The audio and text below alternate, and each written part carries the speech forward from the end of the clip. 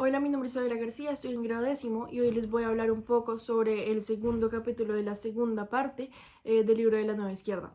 Este se llama Los Pensadores de la Perversión y este es para una de las últimas entregas del video del pastor.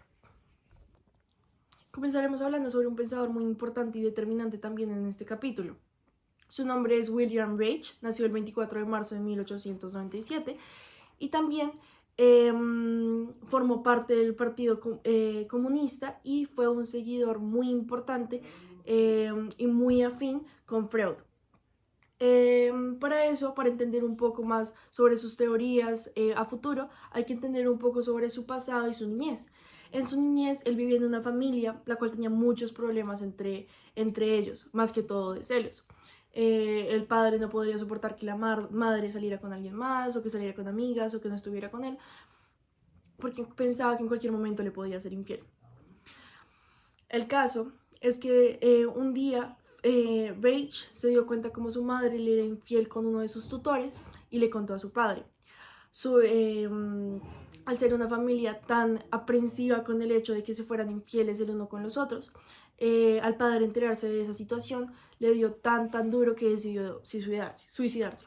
Y eso es un tema que afectó totalmente a Rach, lo cual lo llevó a llegar a las conclusiones de que la familia no era algo importante, de que el sistema de la familia era solamente una complejidad que no permitía que el ser humano o el niño se desarrollara de forma correcta en su forma sexual y no se pudiera expresar tampoco de forma correcta en términos sexuales.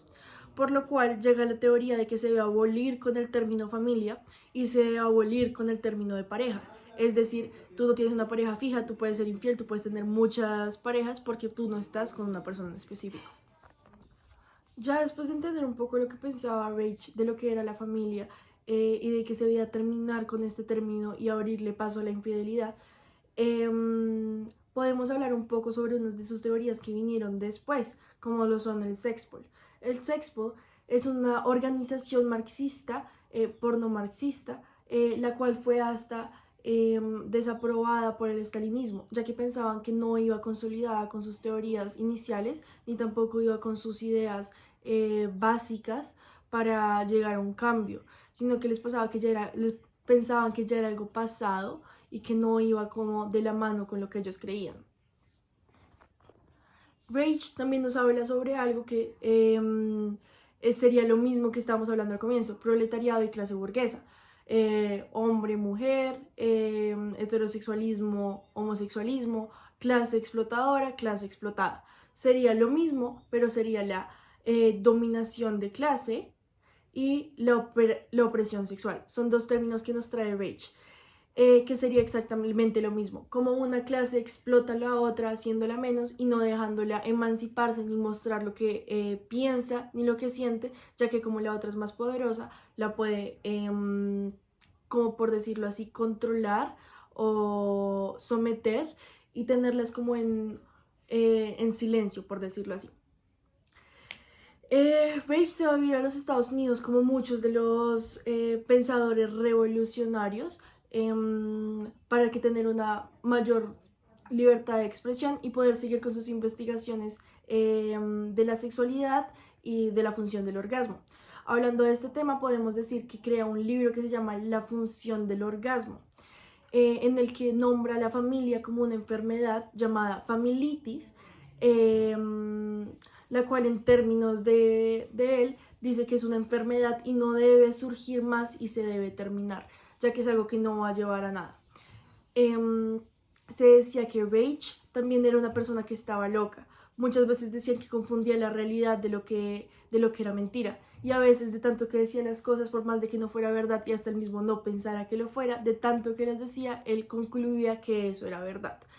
Llegó a hacer muchos avances en términos sexuales que se atribuyen mucho y que hoy en día también se analizan, pero al fin y al cabo sus descubrimientos no fueron muy útiles y se llegó a pensar que todos sus descubrimientos eran inútiles, ya que él estaba un poco loco.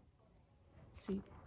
A lo largo del capítulo podemos ver cómo el autor nos menciona diferentes autores, como lo son Herbert Marcuse, Michael Foucault y Guy Hackeken. Uno de ellos muy importante, Foucault, quien fue una persona muy importante que vamos a mencionar más adelante. Pero hablando sobre el resto, podemos notar cómo el autor nos hace igual del énfasis que hicimos con Rage, pero de cada uno, mostrándonos cómo había nacido, su forma de pensar, sus pensamientos, la forma en la que se contradecían o sus teorías que eran bastante fuertes y bastante inhumanas sobre el pensamiento, juntando el pensamiento socialista y también el pensamiento del homosexualismo. Es por esto que se llaman los pensadores pervertidos, ya que todas sus teorías eran pervertidas y no tenían como un sustento válido, sino que llevan más allá como del resentimiento, de la rabia y un poco de la locura. Haciendo un poco más de hincapié en el pensador Foucault, quien es muy importante mencionarlo porque fue uno de los pensadores más influyentes de la época en el tema del marxismo cultural. Podríamos mencionar que fue un muy buen sociólogo, psicólogo y pensador del tema, que aparte de estar muy resentido con el sistema y sentir que el sistema no era el correcto y que no estaba haciendo las cosas bien y que tampoco era un ejemplo a seguir, saca distintas culturas, distintas percepciones, en especial de la locura. ¿Por qué? Dentro de su familia había muchos médicos que trataban a las personas que estaban locas. Él se autollamaba loco. Después de bastantes escritos y bastantes percepciones, él se autollamó loco ya que sentía que no existía una diferencia entre el estar cuerdo o el estar totalmente loco. Como decía, los padres y sus familiares eran médicos, los cuales lo ayudaron y lo llevaron un poco como a crear ese gusto por la medicina. Foucault se caracterizaba por ser, por decirlo así, el protector o el representador de los locos o los perversos. ¿Por qué? Como hoy en día se creía que los locos debían ir a psiquiátricos o que por consecuencia necesitaban de un tratamiento que los ayudara a alcanzar la normalidad.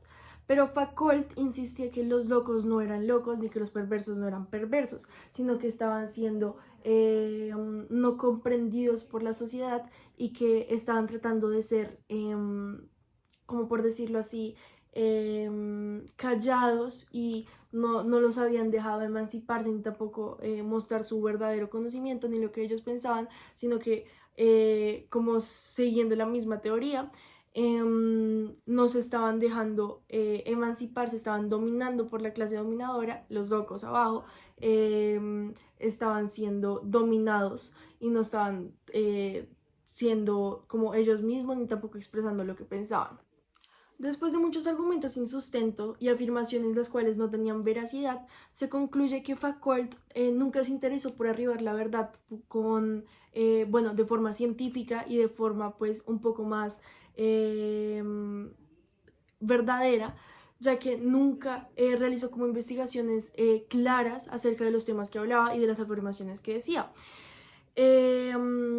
Se decía que Foucault, en vez de alcanzar los temas de una forma mejor, como más científica, se basaba en argumentos engañosos, los cuales hacían que los argumentos que decía parecieran ciertos y las personas desinformadas le creyeran sin entender un poco el contexto ni las cosas que pasaban.